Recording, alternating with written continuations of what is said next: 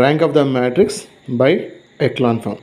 చూడండి, echelon form వాడి మనం మ్యాట్రిక్స్ యొక్క ర్యాంక్ ఎట్లా కనుక్కుంటుంటే మనకి ఇచ్చిన గివెన్ మ్యాట్రిక్స్ మనం ఏమంటున్నాం, R1 and R1 first row కాబట్టి.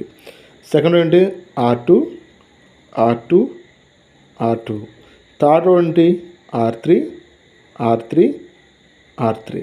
వీటిని ఏమంటున్నాం మనం, దీన్ని C1 అంటున్నాం, దీన్ని C2 అంటున్నాం, దీన్ని C3 అంటున్నాం.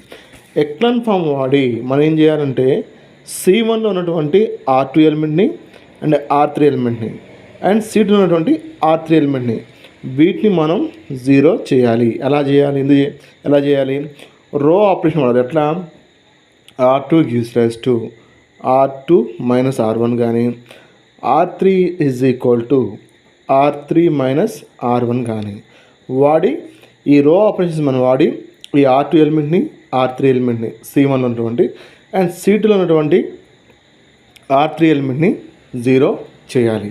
ఓకేనా, మనకు ఎగ్జాంపుల్ చూద్దాం, మనకి ఇంకా క్లారిటీగా అర్థమైంది. చూడండి అన్న, మనకి ఇచ్చిన ప్రాబ్లం ఏంది, find the rank of the matrix అని ఇచ్చి ఇది ఒక 3x3 మ్యాట్రిక్స్ ఇచ్చారు. ఎలిమెంట్స్ ఏంది, R1లో 1 2 3, R2లో 2 1 1, R3లో 1 4 3. ఇప్పుడు మనం ఏం చేయాలా, ఈ 2 అనే దాన్ని 0 చేయాలి, 1 అనే దాన్ని 0 చేయాలి, 4 అనే దాన్ని 0 చేయాలి.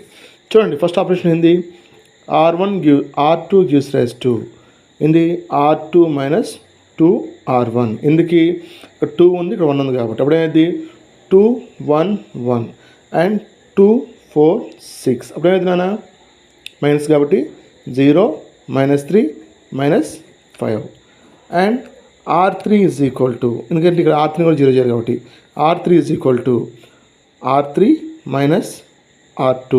సో అప్పుడు ఏమైంది 1 2 3 1 4 3 అయింది. అప్పుడు ఏమైంది 0 -2 0. సో మనకు వచ్చిన కొత్త మ్యాట్రిక్స్ ఏంది, 1 2 3 0 -3 -5 0 -2 0. ఇప్పుడు ఏం చేయాలా, ఈ యొక్క ఎలిమెంట్ మనం 0 చేయాలి. సో అప్పుడు ఏం చేస్తున్నా, R3 gives rise to R3 minus 3R3 minus 2R2. అప్పుడు ఏమైంది చూడండి R3 is equal to R3 gives 3R3 minus 2R2. ఇప్పుడు R3 అంటే ఏంటన్నా 0 -6 0 అండ్ 2R2 -6 -10. సో మైనస్ అయిన చేంజెస్ అవుతాయి కాబట్టి 0 0 10. మన కొత్తగా వచ్చిన మ్యాట్రిక్స్ ఏంటి నాన్న, 1 2 3 0